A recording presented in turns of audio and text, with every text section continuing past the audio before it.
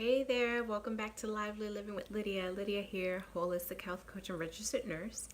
Hope you had a great week, and I hope that your week ahead is even better. So, today I wanted to spend just a few minutes touching base with you guys and talking about something that I think is really important. If you are on a journey to improve your health or make a major life change or transformation in any way, shape, or form. It's something that is kind of scary at times. A lot of the times it takes a lot of courage, and nobody really wants to go there at times. A lot of people have resistance towards it.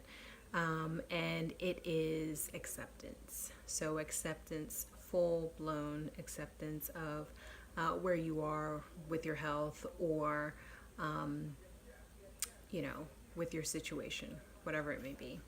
And so I say that because a lot of the times people can identify some of a pain point, but they don't really fully um, accept some of it. It's kind of like, oh yeah, that's kind of maybe an issue, but not so really. Or yeah, I have this diagnosis, but I don't worry about it. I just try not to think about it, or I don't let it get me down. I don't let it bother me, or I just try to do other things or things like that.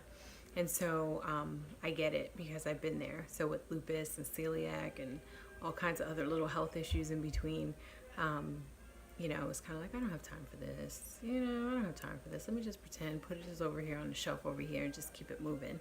But it wasn't until I really got into a place where I fully, fully, fully accepted it, my different diagnosis and what it meant, what it could potentially mean for my future and for my health and for my family and for my work situation and for, everything. Um, you know, that's when things started to really, really, really change. When I, felt it all, felt the vulnerability of it, felt the pain of it, felt the fear of it, felt what the different scenarios that it could possibly be. Um, and then said, okay, what are my choices now? So I've accepted that this is the situation. So what do I do? How do I take action? Do I kind of sit here and just continue to say, oh yeah, no, whatever, I'm just not going to deal with it. I don't have time for this. Or am I going to say, okay, this is what I'm facing. This is what I'm potentially dealing with. What are my options in this situation?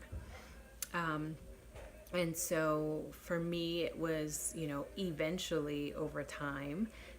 Again, it wasn't right away. It was after years of struggling where I said, okay, like I'm tired of feeling this way. Like, okay, here's what this means. I would research what certain lab levels meant, and realize that I was at such a great risk for cardiac event or have a stroke or to have a shorter lifespan or whatever it may be, and really faced it and felt it and realized how scary it was, especially with having two kids and a husband and all of that, and thinking, okay, well, what am I doing within my life now, in regards to my health and wellness, and how is that going to affect these potential scenarios?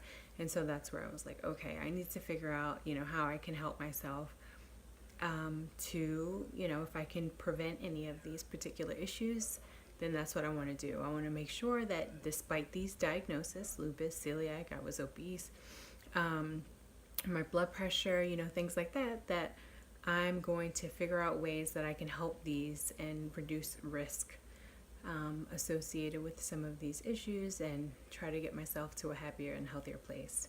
And so, again, I just think that there was so much power in getting to that place of acceptance, which, like I said, took a lot of time, and it took a lot of resistance to get there.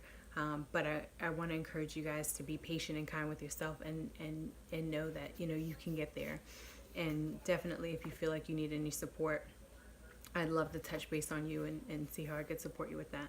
But I wanted to read a quote that I found by someone that I really admire, Brene Brown. She is a social worker. She started off as a social worker, basically worked her way up to, PhD level, became a researcher. And she's doing amazing things, but she researches things like vulnerability and shame. And definitely, those things can go along. You can bump into those things on the journey of acceptance. But I found this quote and I just wanted to read it to you guys because it might help some of you. So I'm reading my post-it, okay? So it's owning our story and loving ourselves through that process is the bravest thing that we'll ever do. Brene Brown. So let me read it again to get better tone, okay? Owning our story and loving ourselves through that process is the bravest thing that we'll ever do. Brene Brown. So, I know it's hard. And, my story was lupus and celiac, and it wasn't the most severe cases of those diagnoses. I know that other people have it way worse than I do. I know that people are struggling with bigger things. But where you can, I think that acceptance can be huge, because then it can, keep you from some blocks and resistance and open you up to opportunities and options for your situation and resources and so many other things. When you are in acceptance of your particular situation or diagnosis, then you can say, okay, yes, this is scary, and yes, this can be difficult, but I'm ready to go ahead on this journey to find the options, to find the resources, to find the support, all of those things. So acceptance is what I wanted to touch base on with you guys today. If you have any comments you want to share, I would love to hear them.